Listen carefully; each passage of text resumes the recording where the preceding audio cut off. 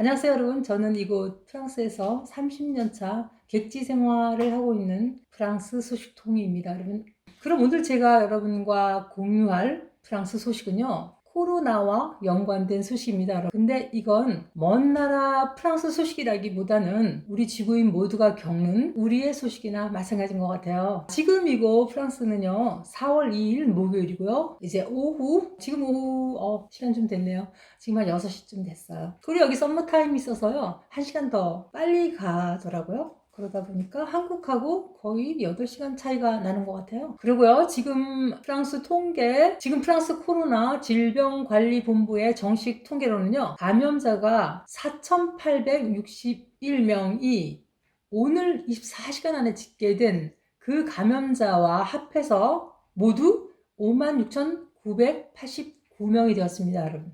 그리고 사망은요, 509명이 24시간 안에 사망했고요. 그 사람들이 합쳐져서 4,032명의 사망자를 프랑스는 갖고 있습니다. 그리고 대비는요, 7.6%의 통계를 가지고 있다고 해요. 확진자 대비 사망자가요. 그런데 제가 한국을 보니까요, 한국은 169명 확진자 중에 169명이 지금까지 사망하셨더라고요. 그리고 사망률도 1.7%밖에 안 된다고 해요. 많이 차이 나죠. 그런데 이곳에 그 많은 사망자가 이어졌지만 이 통계는 병원에서 사망한 인원만 집계된 것입니다, 여러분. 안타깝게도. 그러니까 어떻게 보면 정확하지 않은 집계 데이터라는 거죠. 그런데 우리나라는 통계가 정확하잖아요. 그래서 이곳 그 요양원에 계시는 어르신분들과 자택에서 사망한 분들은 통계에 집어넣지 않는다고 해서 국민의 반응을 사고 있는데요. 그것에 대한 질병관리본부의 답변은요, 병원에서 간호를 맡았던 그 환자만이 그들이 장담할 수 있는 코로나 바이러스의 사망자라는 거죠. 그러니 결국 자택이나 아니면은 요양원에서 사망한 어르신들은 요양원에서는 집단으로 사망했다는 말도 있어요. 정확한 통계는 공유하고 있지 않은 것 같은데요. 결국 그들은 테스트도 못 받고 치료도 못 받은 채 자택에서 자가격리하다가 사망하셨다고 볼 수 있는 거죠. 안타까운 일이죠. 그리고 그 요양원 집단 사망은요, 프랑스 사람들에게 많은 논란이 좀 되고 있는 편인데요. 당황한 질병관리본부는요, 2003년에 프랑스 폭염의 사망 숫자가 19,490명이었다고 해요. 그래서 2003년에 그 폭염으로 사망한 사람이 더 많다, 뭐 이런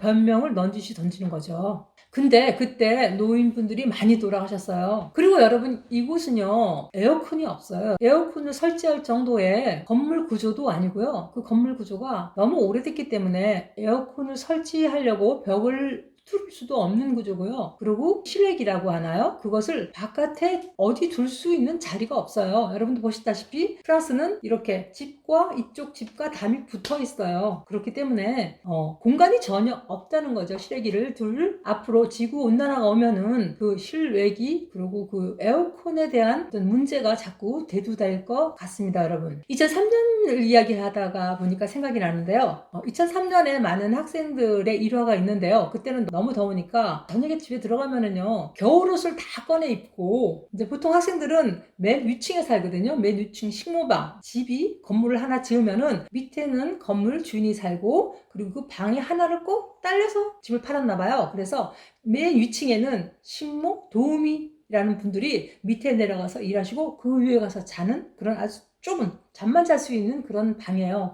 많은 한국 유학생들이 그런 집에서 살고 있는 걸 저도 알고 있거든요. 거기에 올라가면은 또 프랑스 집은 맨 꼭대기가 6, 7, 7층에다가 양철로 많이 되어 있어요. 마감재를 양철로 하나 봐요. 그 폭염이 오면 2003년 40도 막 그렇게 올라갔을 때 상상을 해보세요. 너무 더워서 학생들이 올라가서 겨울옷을 다 기어 입고 그리고 이불에 들어갔다가 한 5분 정도 질식 상태 정도 되면 나온다고 해요. 그러면 너무 시원하다는 거죠. 우리가 여름에 여러분 우리나라 찜질방 같은 거겠죠? 그런 모드로 그렇게 뜨겁게 있다가 나오면 시원하다는 거죠. 그래서 많이 웃었던 그런 기억도 나네요.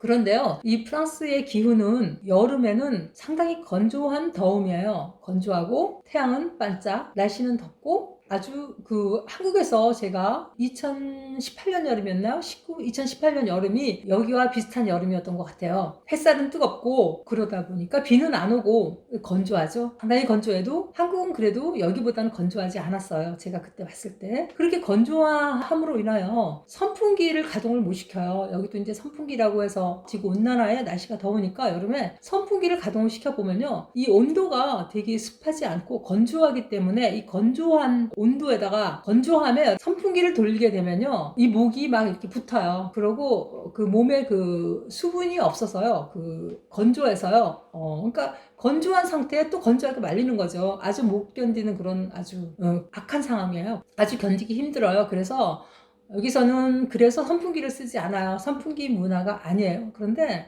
저도 여기서 이제 여기도 선풍기가 바람이 나오면서 그 뒤에 물이 있어요. 그래서 물을 이렇게 돌리면서 물에 물을 이렇게 수분을 빨아들여서 그렇게 바람을 보내는 선풍기가 나오긴 했어요. 그런데 그 선풍기가 소리가 너무 나요. 비싸기도 하고 굉장히 커요. 사놓고 못 쓰는 그런 일들이 많아요. 그렇게 날씨가 지금 변하고 있어요. 여기 날씨도. 그런데 그래서 한국은 습하니까 불쾌지수가 높다고들 말씀하시는데요. 그 불쾌지수가 오히려 더 나아요. 이 건조한 더움보다는 불쾌지수가 있는 그 습한 여름이 좋다는 거 여러분 기억하세요. 그리고 너무 싫어하지 마세요. 좋은 거예요. 저도 이제 한국 가면은 예전에는 너무 불쾌했던 그 여름 하면 그 습한 거 있죠. 그걸 생각했는데 어느샌가 저는 한국 가면 그 습한 더움을 사랑하게 되었답니다, 여러분. 그리고 이곳의 문화, 국민들의 사고방식이 코로나의 이 대란으로 인하여 조금씩 변하고 있는 걸 느끼는데요. TV나 아니면 어떤 매체에서도 코로나를 이기는 홍보를 엄청 많이 해요. 우리가 코로나에 이기려면은 합동, 그러니까 단결 해야 된다. 그래서 우리는 코로나와 싸워야 된다. 라고. 그런데 그런 마스크도 없잖아요. 열악한 그런 사태, 시민들은 봉쇄되어 있잖아요. 그래서 그런 것을 공유하는 어떤 그런 시민의식이 생겨가고 있어요. 마치 어떻게 보면 폭풍 위에 한 배를 탄 거나 마찬가지죠.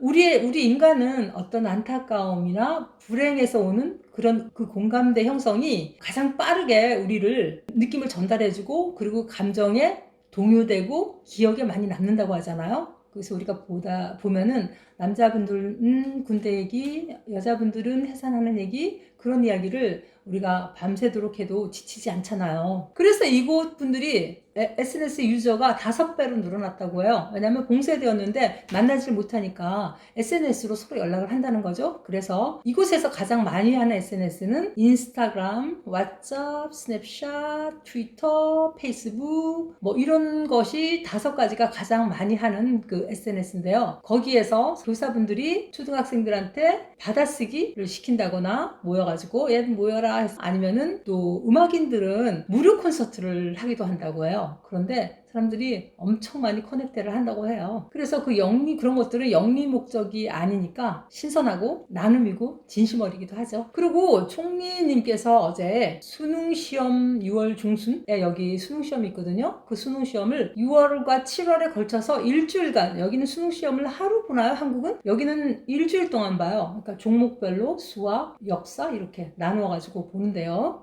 그 시험을 내신 성적 위주로 할 가능성이 엄청 높다고 발표를 했습니다. 그리고요, 프랑스에서 집계된 임시 실업자가요 100만 명이나 된다고 해요. 그 급여가, 여기는 실업이 돼도 급여가 나가잖아요. 여기 사회복지에서 나가는데 그것이 이제 보험회사와 연결돼서 이제 나가는 거죠. 그래서 제가 만약에 5명의 직원을 가지고 있다면 저는 오너로서 5명에게 임시실직을 당했지만 제가 임시실직을 하고요. 코로나 공세 기간 동안 그들을 저는 임시실직으로, 임시사태로 저는 그거를 정부에다가 보고를 하고요. 그 이후에 저는 제가 오너면 제가 그들의 임금을 줍니다. 그래도 그 임금을 내가 먼저 주고 나중에 정부에게 제가 받는 그런 제도죠. 그런데 그것이 10억 유로. 10억 유로면요. 저는 10억 유로 이거 많지 않은데 이렇게 많은 사람들이 이게 몇 명이라고 그랬죠? 100만 명이 10억을 받아보면 월급 많지 않네 이렇게 생각했는데 10억을 1350으로 곱하는 걸 제가 잊어버렸어요. 10억을 1350 한으로 곱하면 어마어마한 숫자죠, 여러분. 정부 기관에서 언제까지 버틸 수 있을지, 그리고 내가 오너로서 그 돈을 언제 국가에게 돌려받을 수 있을지. 장사는 안 하고 문을 닫았는데요. 그래도 급여가 나간다는 거는 그들이 생활할 수 있다는 거니까 참 좋은 거죠. 미국 같은 경우에는 장난 아니던데요. 그래서 프랑스 질병관리국 정부는요, 지금 혈액검사로 각 개인이 코로나에 대한 면역성을 가지고 있는지 없는지를 우리가 알 수 있는, 거의 끝났다고 하는데요.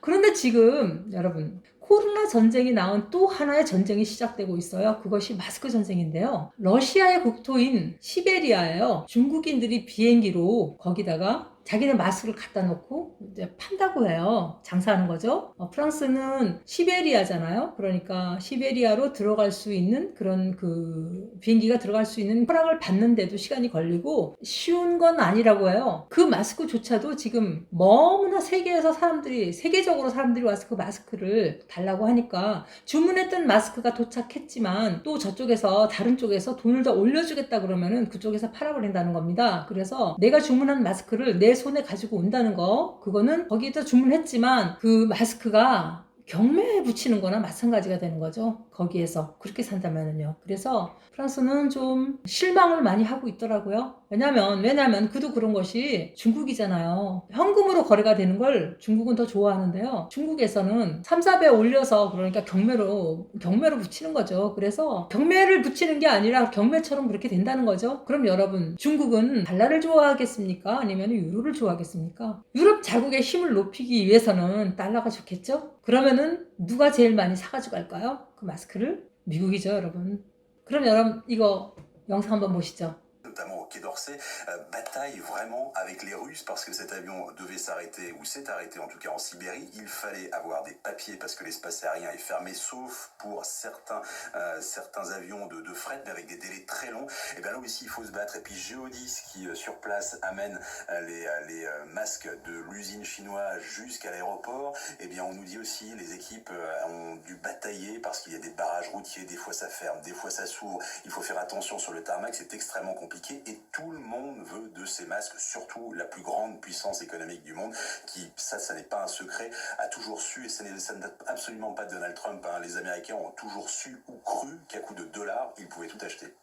Merci. 그리고 프랑스는요, 일주일에 40억 개의 마스크가 필요하다고 해요. 그런데 자국에서는, 국내에서 생산하는 것은 딸랑 8억 개 밖에 안 된다고 해요. 그러니 여러분, 엄청 모자라는 거죠.